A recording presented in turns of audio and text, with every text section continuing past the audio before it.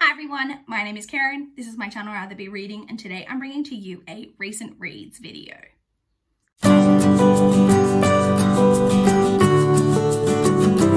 So it has been a week since I last checked in for recent reads. This video is going up a little later than when it normally would, just because I wanted to get my December wrap up and January TBR out, but this is the recent reads that covers the end part of December. So let's talk about it. So I read 11 books over the past week. I'm really happy with that. If you guys saw my vlog, I did a 24-hour readathon during this period, and I read 4 entire books during that period, but I still read 7 books, even aside from the 4 that I read. Imagine if I'd read 24. The 4 that I read in that 24-hour readathon. So let's jump straight in and talk about all my thoughts and everything I read. So the very first book that I completed was Things We Know by Heart by Jessi Kirby. This is a YA contemporary. I had this on ebook from my library because I needed to replace Nightshade by Andrea Kremer because that was to complete a goal and I needed to replace that book. And so this is the one. Luckily, my library had it available to borrow on ebook. So it's a YA contemporary. It's about a girl who, about a year previously, her boyfriend, who they were very much in love, like had a great, romance. He died, and all of his organs were donated, and her and his family have had contact from most of the people who received donations, but they've never heard from the person who received her boyfriend's heart. She does her own investigation and searching to figure out who got his heart, and tracks down the boy who received his heart via transplant, and tracks him down, and basically a relationship forms. This was an enjoyable contemporary romance. I actually really liked the romance, the main romance. That's all this story really is. It's really just a romance. There's not a whole lot of other plot to the story. But I did really like the romance. It does have some maybe issues about her tracking down people who have opted to not be contacted about donations, but so there's a little bit of stuff there, but apart from that, the romance was cute and nice, and it wasn't anything overly special, but it was an enjoyable read, and I ended up giving that 3.5 stars.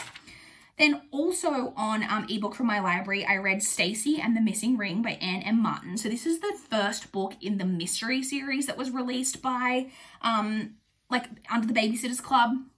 So they have a whole mystery and then super mystery line, and these were my favorite. Mainly the super mysteries, but the mysteries as well. Anything mystery related. I actually honestly give credit to these books, the mysteries and super mysteries, as being where my love of mystery stories really started in my childhood. This is the first book. This one follows Stacey, who is babysitting for they get new clients. It's a new family. They're quite a bit posh, and she's babysitting. And when she has finished babysitting, the next day, she gets a call from the mother, saying that a ring has gone missing and accusing Stacey of having stolen the ring. And that's kind of where this story goes. My main criticism of this book is that it's not a mystery. I don't know why this was the first one released under the mystery banner. They're not at any point, there is kind of the mystery of what happened to the ring, but they're not trying to solve the mystery. There's no actively trying to solve the mystery. They're just going about, it's more about the repercussions of the mother accusing Stacey of having stolen. And then, because she says that she's going to let all the other families that they babysit for know that she's a thief and all of that. It's about the repercussions of that action, as opposed to anyone trying to solve the mystery of the ring. And so it was just okay. It honestly was nothing special. I hope that the mysteries improve at least a little bit. So in the end, I gave that one 2.75 stars. I then read Still Alice by Lisa Genova.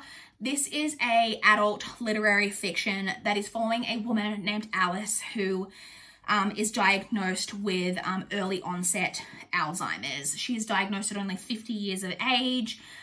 She had a very accomplished life. Prior to that, she was a professor at Harvard in linguistics and communication, very respected and renowned kind of in her field.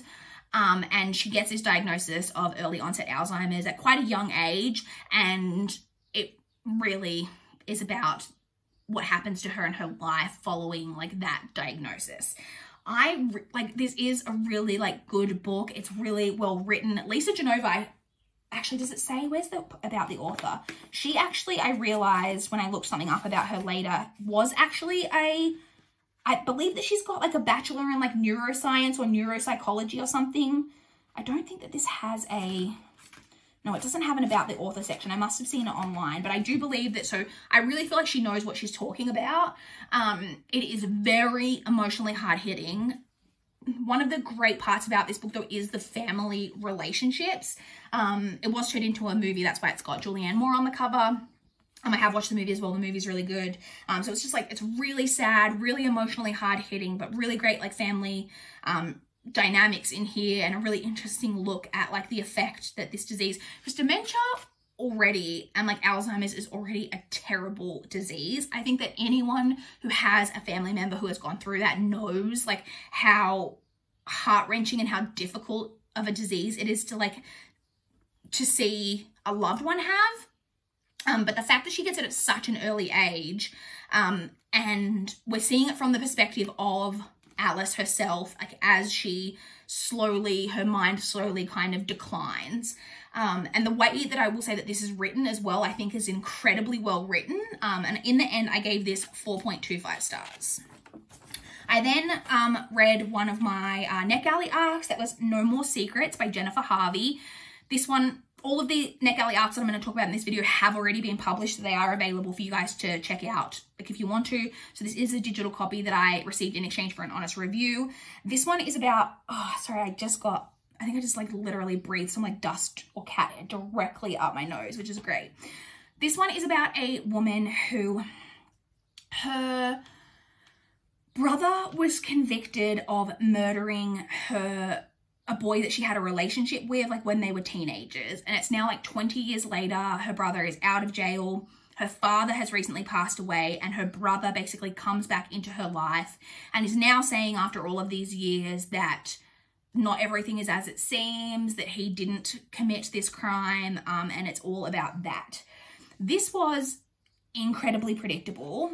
A lot of I don't think this was particularly well written. A lot of the character interactions just like don't make sense. Like there's a lot of like when conversations are happening, they just talk around in circles, and I was just like, no one is talking like this. Like I feel like, especially because the conversations, a lot of the conversations are supposed to be about the characters trying to get answers. So I'm just like, no one, I don't feel like would let themselves be talked around in circles repeatedly, because they literally have the same conversation basically over and over throughout the book. It was really frustrating. And I was like, I just don't feel like this would happen. By the third time at least this conversation is happening, I feel like the person would be like, look, just tell me what is going on, and like not let themselves be talked around. It was really, really annoying to read. I also, and this is just a really minor point, but like there's also not, the characters aren't that well fleshed out in terms of like, even like the main character, we literally don't even know like what she does for a job. Like I presume that maybe she's had time off in the story because her father's just passed away. That's never referenced. It's never talked about that she's taking time off from work, or I'm just like, do you just like do nothing? Like all of that type of thing I found incredibly frustrating. I didn't really like this one. In the end, I gave that 2.5 stars. I then read another NetGalley arc, which was The Haunting of Beatrix Greene by Rachel Hawkins, Ash Parsons, and Vicky Alvia Schechter. So again, a digital copy that I received in exchange for an honest review. This one is what I believe has actually been published by a new like service that's come out called Serial Box, where it's being released as like episodes, like within like, so it's like kind of like released in a serialized manner. And so it's like broken up into 9 episodes. And each of those is written by like one of the 3 different women. I think they write 3 each, but they're not like in order, like they kind of jump around. And we're following the story of a woman named Beatrix Greene, who is a medium. It's historical. She is a medium, and she is a fake. Like she is, you know, she thinks that she gives closure to people by pretending to be in contact with loved ones of these people, but she's not in communication with these loved ones. She then gets, through circumstances, contacted by this man who basically asks her to come to this haunted house to make contact with some spirits, and he's like she believes that he's trying to out her as a fake, but she needs the money, and so she goes, and an angry spirit is released, is basically the gist of the plot. This was just okay. I was actually really excited when I started this because the plot sounded like super fun and interesting. This just felt like not necessarily even a book, but like a movie or like a TV show that you've seen or like read 1,000 times. Like nothing happens in this story that isn't just like exactly kind of what you expect this type of story to have in it. And I will say that the story, it just felt underdeveloped, and the romance, whoa, the romance was so contrived. I really don't think the romance like should have been, like there were parts of this book. So this book is already not super long. It's like 190 pages with all of the chapters together. And like there were like at least 2 of these chapters that almost could have just been like tossed out of the story and like little parts of that just sprinkled into the other chapters.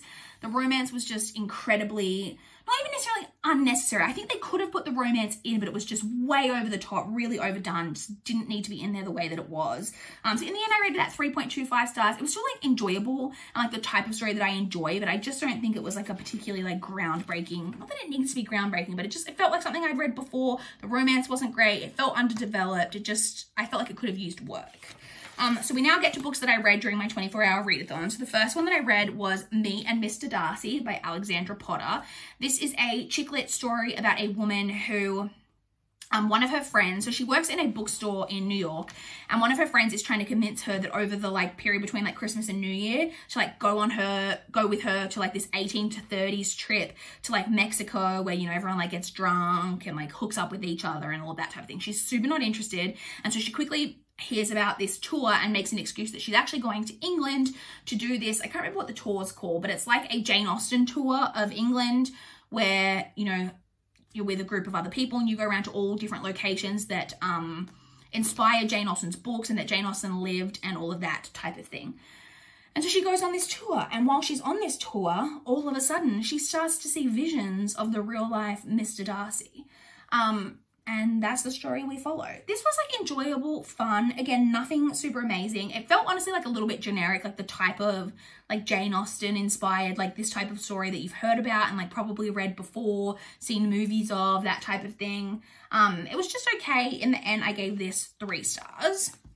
I then read Love and Other Theories by Alexis Bass. This is a YA contemporary that follows, well, it follows basically a girl who's in this group of friends, and they have all of these rules and restrictions for themselves to kind of avoid, not to avoid falling in love, but like kind of to avoid falling in love, but to also just like not fall into the trap of like being a girlfriend, and to just like be on the same playing field as boys and be like happy and free and all of this type of thing. They have all these like rules and kind of, not like rules, but like this way that they live their lives. So this has an actually really low average rating on Goodreads. I think it's like a 3.2, like a pretty low average rating. And in the first, like, within the first couple of pages, like literally within the first 10 pages, I was like, oh, I don't know if I'm going to like this. I maybe would DNF it. But then I was like, I didn't want to DNF it because I was really trying to get as many books read before the end of the year as possible. And then, so then even then within like the first 100 pages, I was like, God, these like the main character and her friends are like super obnoxious, like quite annoying. But then as the story went on, I really started to like it, and I ended up quite enjoying this. I gave this 3.75 stars. So I think I have quite an unpopular opinion, and I can understand why people don't like this, or like, but I think it's not liked for like kind of the wrong reasons. So a lot of people I think will not like this because they won't like the main character, and they won't like her friends, and they won't like all of the stuff that goes on with, you know, the rules that they have and everything like that. And I get that because that was really annoying. All of that is really annoying. But I think it's kind of supposed to be. It's a commentary on girls feeling like they have to put themselves into this, like, you know, you've got, it's like, this is like a weird comparison, but like Gone Girl by Gillian Flynn, when there's that whole speech about being the cool girl, like that guys want the easy, happy-go-lucky girl who isn't trying to tie them into a relationship, and you've got to like be perceived to be that way for guys to be interested in you. And they're not trying to trap guys, like they want to be those girls, and they're doing everything they can to be those girls, and all of the restrictions that they put on themselves in order to be those girls. That, you know, you're not allowed to be upset if one of your friends like flirts with the boy that you're like got a crush on, and that, you know, you can't get too tied down with the same boy because, you know, then you're getting trapped into like having to have romantic feeling, like all of that type of thing. I actually thought this was a really, like I said, interesting commentary on the way that girls feel like they have to be a certain way, or the way that because they don't want to be the certain way that they have to try be this other way, and that it doesn't always work the way that you want it to, and all of the complicated relationships and complications that can come out of trying to be this way or be a certain way. I also really like, this book doesn't fall into the trap of feeling like it has to make everything work out in the end and for everything to be happy and okay at the end. Like, that's not the type of book that this is. I actually really liked everything that this book I think was trying to put across, and I feel like a lot of people, not in like a holier than thou like I got it and everyone else didn't, but I just feel like a lot of people kind of got too caught up in the character and her friends being like super obnoxious, because they are, but like I said, I think it was done for a purpose. So like I said, I've got quite an unpopular opinion on this one. The next book that I read was Slasher Girls and Monster Boys. So this is an anthology. The stories are selected by Genevieve. I meant to look up her surname before I filmed this video and I completely forgot. I have no idea how to pronounce that. Tucholke? I don't know. I'm sure I'm butchering that. So this is made up of 14 short stories. They're all horror thriller short stories, and they are all inspired by different like pop culture. So at the end of each story, if I can find an example, so like that's the end of a story, and then down the bottom here, if I could show you, it's actually written upside down, so you have to like turn the book over, but you then get like what each story was inspired by, which is a lot of fun, because I was like, it was quite fun actually, because as I was reading each story, I kept trying to think, oh, what is this inspired by? Sometimes I was right, sometimes I was wrong, or sometimes I hadn't read, or not read, seen, because a lot of it's movies. I hadn't seen the movie or wasn't familiar with some of the things, but this was fun. So I'm going to quickly go over my rating for each individual story. I'm going to put it down so I can hold my notebook. So the first story was The Birds of Azalea Street by Nova and Suma. I gave that one 3.5 stars. The next one is In the Forest, Dark and Deep by Carrie Ryan. That one I gave 4.5 stars. Was by far my favorite of the stories. I thought that one was incredible. I almost gave it 5 stars. That one is inspired by Alice in Wonderland, which is not normally my favorite like retelling type of thing, but it really worked in this story. I thought this one was so incredibly creepy. Like, as I was reading it, I was just like, like it was, it just like gave me real shivers down the spine. It was good. The next one was Emmeline by Cat Stevens. I gave that one 3.25 stars. We then had Verse, Chorus, Verse by Leigh Bardugo. I only gave that one 3 stars. I was a little bit disappointed. I thought Leigh Bardugo's would be one of my favorites, but I only gave that one 3 stars. There was then Hide and Seek by Megan Shepherd. I gave that one 3.5 stars. We then had The Dark, Scary Parts and All by Danielle Page. I gave that one 2.75 stars. I think that one might have been my least favorite. We then had The Flicker, The Finger, The Beat, The Sigh by Genevieve Tucholke, which I gave 3.25 stars. We then had Fat Girl with a Knife by Jonathan Mayberry, which I gave 3 stars. Sleepless by Jay Kristoff, which I gave 3.75 stars. M by Stephen Buckman, which I gave 3.5 stars. The Girl Without a Face by Marie Lu, which I gave 3.5 stars.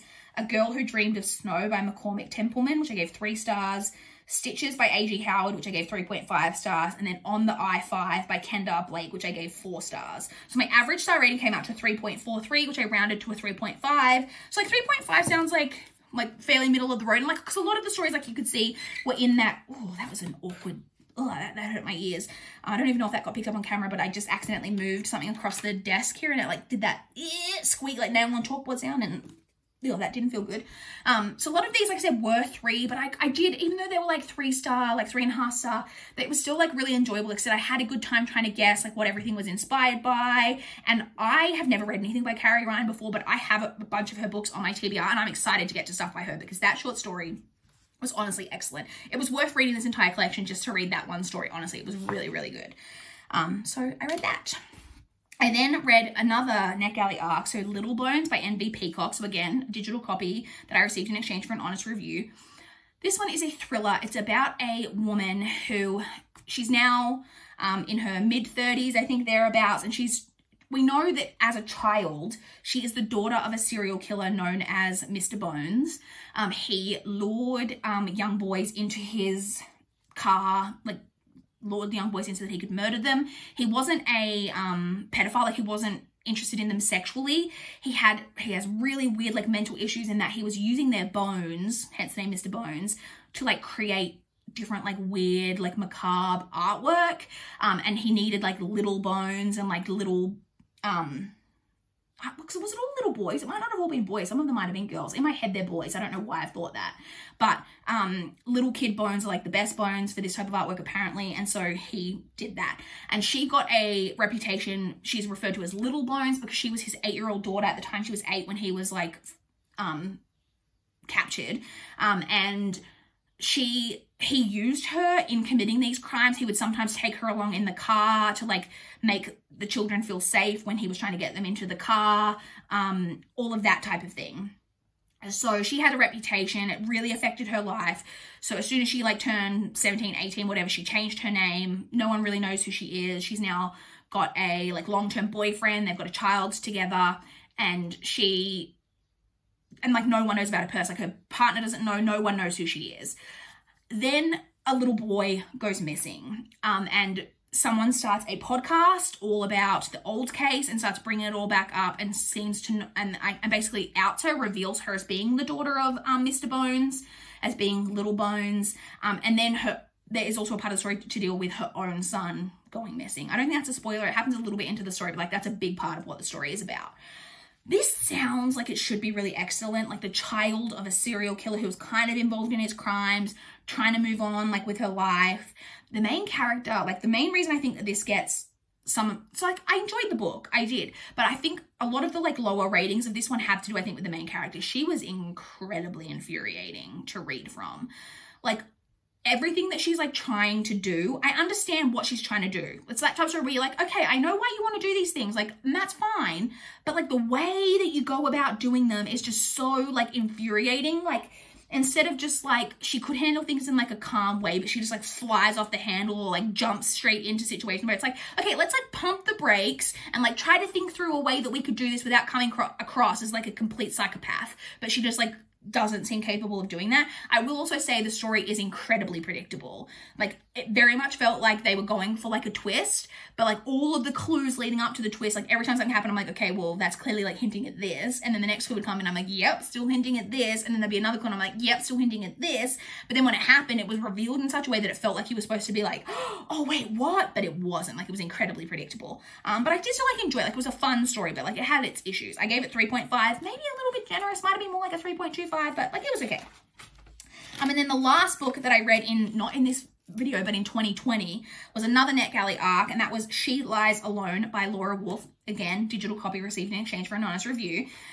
This one is a thriller. It's about a woman. So it's basically set kind of a lot surrounding a high school. We know from the jump that a teacher at this school was murdered, that her body was found on the soccer field, found murdered, and we know that it all happened after like this big school event. We then go back, so you get that right at the start. We then go back to, I think it's 6 weeks, something like that, before the crime, when we know that the woman who is murdered is like this new teacher at the school who's just started at the school.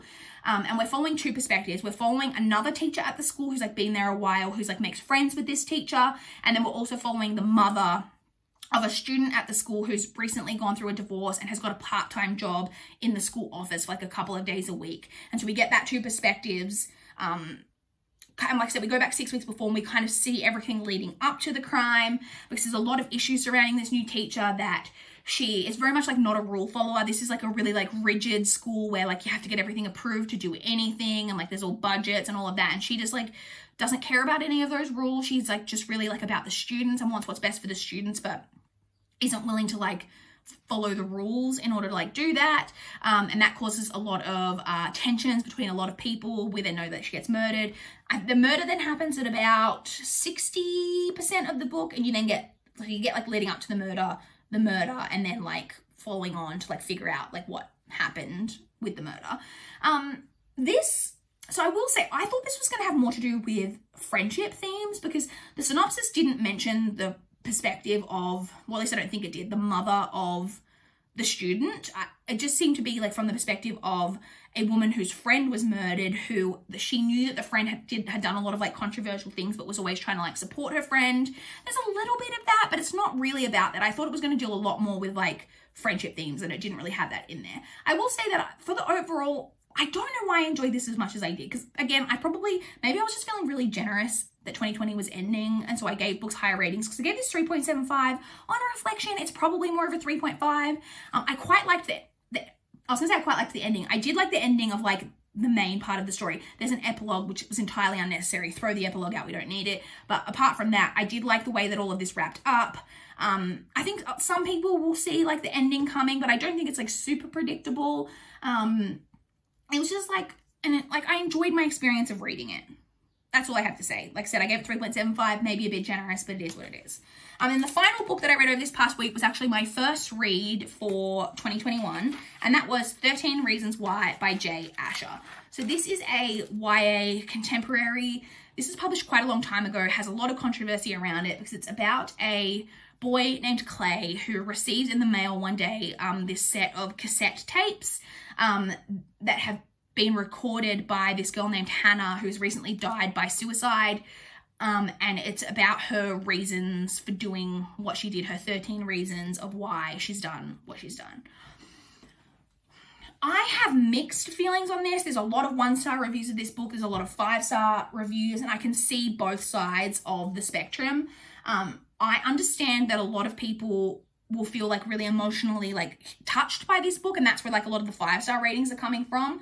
And I do think that what the author was trying for was a really like powerful message. The main message I think that he's trying to get across is that people need to be aware of other people, the way that they treat other people, the way that sometimes just to you what might seem like a little petty joke or like a type of thing to do to someone else can be a much bigger deal, and to just be like kind to people and try to be aware of the way that we treat others, which I think is an important message. I do think it has its issues in that, like, I don't necessarily think this is the best portrayal of suicide, but I can't speak to that, but a lot of people were really offended by the way that this is portrayed, and I could kind of see why. The reason for me that it gets kind of a slightly lower rating, so I gave this 3.25 stars. The reason for me that it gets slightly lower rating is actually the way that it's written. So when Clay is listening to the tapes, I'm trying to find a page with a better example. So like you can kind of, I don't know if you're gonna be able to see, but like, and like don't read it in case you don't want to be spoiled. This is only like page 60 something, but like you get the part where he's listening to the audio itself is in italics, and then his parts like from him are then in like normal, like non-italicized font, but it just jumps back and forth between those two fonts very quickly. Sometimes it's a sentence at a time. She'll say something, then you get his thought or what he's doing, and then it like jumps back and forth. I found that very jarring to read. I think, and like, I know it's written in the italicized, so it's supposed to help you recognize when you're hearing from her and when you're hearing from him, but when you're reading like quickly, because I'm like a pretty fast reader, like my eyes don't always take in, oh, we're in italicized font. I think this would have, and I know it would have made the book a lot longer, but it still would have been a super quick read. I think it almost would have benefited from having like an actual like little break on the page between the italicized and non-italicized. I mean, on some pages that would have meant like literally like half the page was page breaks, but or like to just write it in a slightly different way, because I just, at some points, like until I got really used to it, which took me like more than half the book, there were points where I was like going, oh wait, why is he doing that? Or like, why is she saying that? And realizing, oh no, she didn't do that. That's him doing that while he's listening to the tape. It was just a little bit confusing in that way. So I say mixed opinions. I get it. I kind of fall in the middle. Like I said, I gave this 3.25 stars. That's it. That is everything I read over the past week. I apologize, this video is super long, but like I did read 11 things over this past week. Hopefully I can carry, I'm glad that was like my final reading week of the year was like so successful. Hopefully that's like a sign I can carry that on into 2021. I would love to chat with you guys in the comments down below if you've read any of these books, if you've got any thoughts on them, or if you want to chat to me about what you guys have been reading recently. I would love to know. Please like this video if you liked it. Please subscribe if you want to see more from my channel. That is all I have for this video today. Bye guys.